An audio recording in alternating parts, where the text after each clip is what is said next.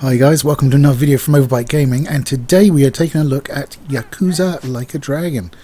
Now, I'm a little bit late to this one. Not because I don't like Yakuza games, I actually really like the Yakuza series. I own a good deal of them. But I've only ever finished the first one.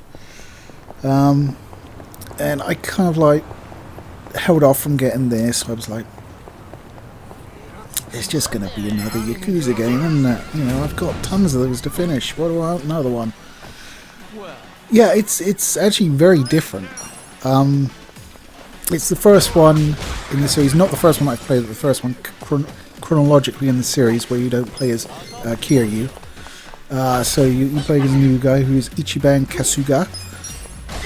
And he's basically like a low-level nothing when you start the game in terms of a Yakuza. I mean, Kiryu is always well-respected and an ex-Yakuza and very feared. So it's much nicer to have like a sort of low-key character. It makes it very different. Very different experience. So the game opens with Ichiban basically have weaseled his way into a Yakuza clan and become somewhat ingratiated to the boss. Then what happens is he's required to take the fall for a Yakuza lieutenant as a favour to his boss, and he goes to jail for 18 years. And when he comes out, the boss doesn't want anything to do with him, in fact shoots him. Nice chap. And you wake up in a homeless encampment having been nursed back to health by a character called... oh god. His name just won't stay with me. I've got no idea. Namba? Namba. I think it's Namba. I'm frantically checking. Yeah, I think it's Namba. Whatever. We'll move on. And you also meet a ex-detective called Adachi, who basically greeted you when you released from prison. But you didn't believe anything he had to say until you saw it with your own eyes and got shot. And now you believe him. Because getting shot makes a believer of most people, I suppose. And eventually you end up with other members of your party as well. And the big thing that differentiates this, other than the main character, from the rest of the Yakuza line is the fact that the combat is turn-based. I did not know that when I started playing the game. I was like, oh, here we go. And you're beating on people and waiting for them to get up and beating them on a minute with bikes and shit like that. But you still do that, but it's done in a turn-based fashion this time rather than just the real-time sort of fisticuffs manner. And for me, at least, I really like that a lot. There's still some added flair to it. So you have, you can engage attacks while being close to environmental objects that they'll utilize on their own. So if the bad guy's near a bike, you'll pick up the bike and smash them with it. If there's something in the way like a trash can, you'll kick it at them. And there's skills that will basically trample like stuff in between you and your target. So you don't have any control about where they're standing, but you can certainly time it for better reception of like area effect attacks and stuff like that. There's also buffs, and you upgrade your armor and your weapons. You can have a party of 4, but you will get more characters than that to choose from. And it's just a hell of a time. I'm really enjoying the story. I haven't quite finished it yet. I'm very close, but ran out of time. I've been playing it obsessively, which is why, even though this was released like early 2021, I think, I decided to review it because I haven't played anything else, literally. I've been that into it. It's super good. There is what's called a job system, so you level up your character like you would expect, and your stats go up and things like that. But then you also have a job, and that's kind of like your class. So, like you can be a bodyguard that wields swords, or a pop idol that wields a microphone, stuff like that. They all have different specialties, can wield different weapons, and have different sort of abilities. And I really like that. There is a slight problem with it, in my opinion. It's because by the time you sort of open up the ability to do that, you'll probably be like level 8 of the job you started with. And of course, if you switch jobs, you come in as like level 1. So you lose a lot of the buffs that you were getting, because when you level up a job, you get stats for that as well as unlocking extra skills. So to me, it's even though like there's some jobs that I would prefer my characters have, it's almost like I'm going to have to spend like a couple hours grinding to get it up a level, so I can actually resume the game with the level of challenge that I got into, because it does get pretty difficult, and you will find yourselves quite often fighting enemies 1 or 2 levels higher than you, and they've usually got the advantage of numbers and some really sneaky bastard debuffing attacks. Yes, they can be a bit but I mean, you can do the same to them. One of the characters, I gave her a microphone that gave her a chance of charming, so she bops a guy. Doesn't do a whole lot of damage, obviously it's a microphone, but she bops a guy with it, and like he gets charmed, and then he just sits there oogling her for the rest of the fight. And so you just take out everybody else and leave him till last. It's a good way of getting damage off the field, especially if she manages to do it to more than one, which is possible. So I really enjoy the turn-based system. The storyline is good. It's a little bit goofier than previous entries. It doesn't take itself quite as seriously. There's an explanation that like Ichiban basically envisions himself as a hero of a video game, and when he goes into combat, his opponents and his friends change. So the bad guys might just look like regular guys on the street, but all of a sudden they're running about with surfboards and they're all lubed up. That's a bad guy in the game. And when you change classes, you get to pick an outfit, but it doesn't present on the character model until you're in combat. So it's kind of like Ichiban is kind of imagining his hero sort of status, even though he is legitimately a hero in the game. But sort of, and yeah, so it makes it a little bit weird, but also you kind of get into it as well. Like all Yakuza games, there is a hell of a lot to do in the city. You do have a personality wheel, and you can upgrade that by going to school, basically. And you pay to take tests, and you take tests which are range from sports to common knowledge. Some of it's a little bit more localized to Japan, so it's a bit trickier for us Westerners, but I'm sure you can go in pre-prepared. I'm just saying, like, Google was a thing, right?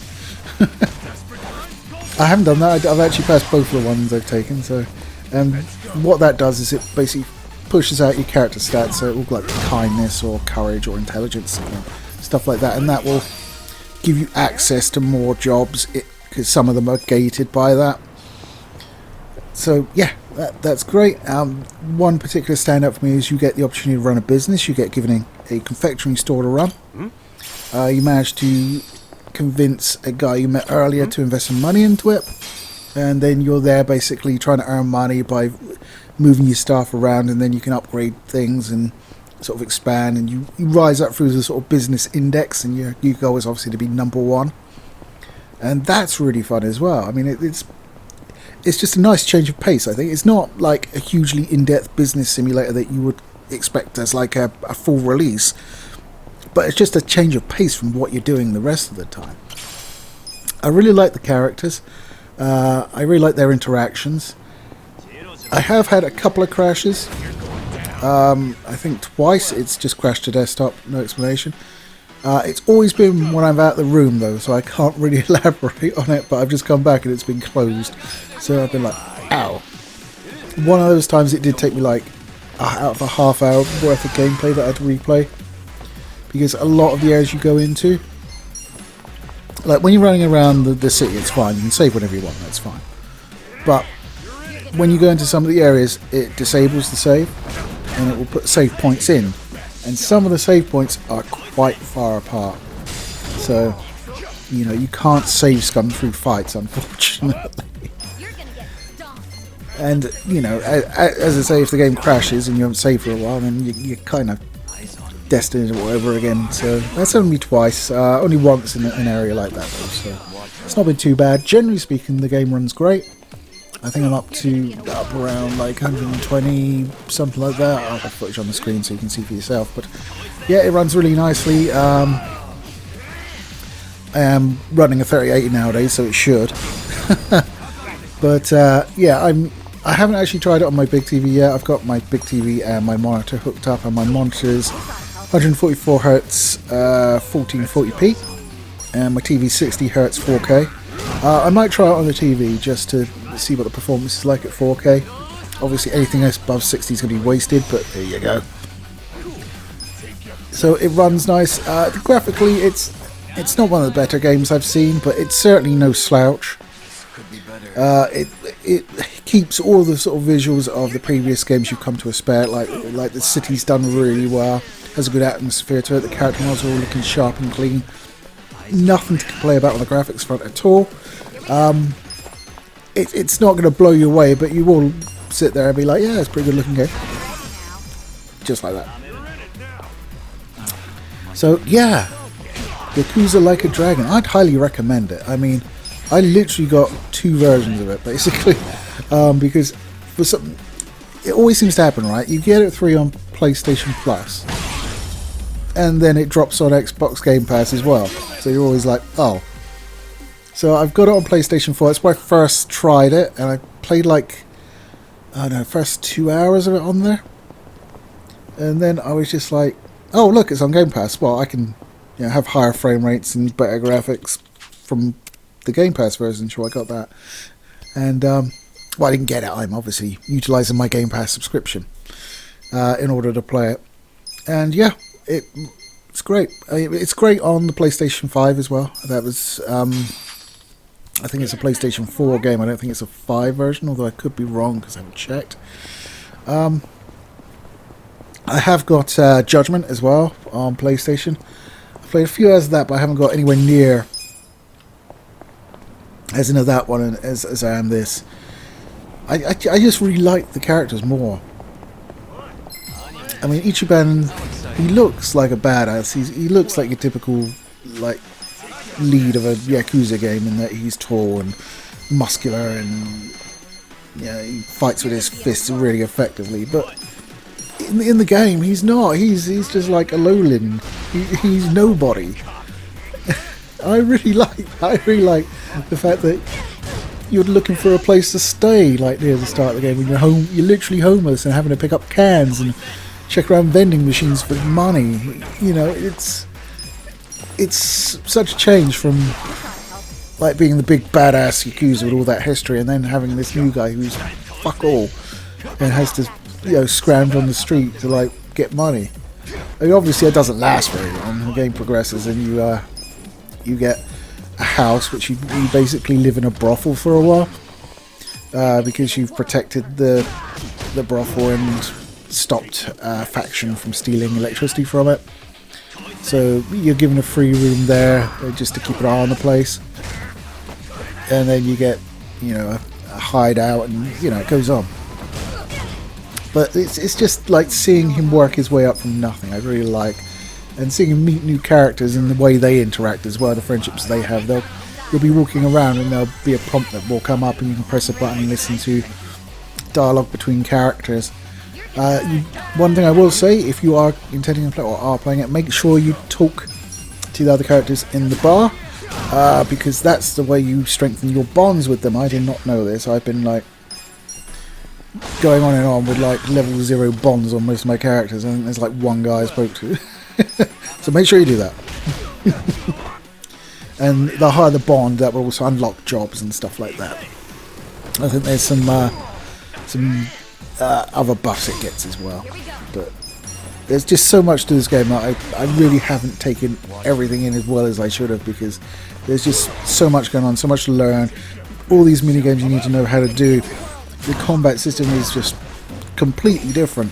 I mean, it still has active button inputs, like there's certain special attacks you'll have to mash, like the X button, or I guess the A button, no, the X button or the square button. Good grief, messing up my PlayStation buttons. Or you'll press the Y button or the triangle button at a certain point to add additional damage to an attack, stuff like that. So you can't just sit there and be like, eh. It does have an auto mode, so you can let the battles play out themselves. That's nice because you do get into a lot of them. And being turn-based, they're not as quick to resolve as perhaps it would be on previous Yakuza games. So having an auto button there is a really nice feature. So, I mean, for instance, you'll be going down a road. It's a one-way street. There's no turn-off, so you need to get to the other end of it. Fine. But you might encounter like 3 groups of bad guys while you're doing that. Have 3 separate battles. Now, I don't mind too much because once you get XP and you level up and all this good stuff, and it just makes everything else a bit easier. But it does take a while. I mean, you do get to the point where some levels, the enemy levels will be low, and these will be what I will be showing you because I don't want to die on video. Thank you.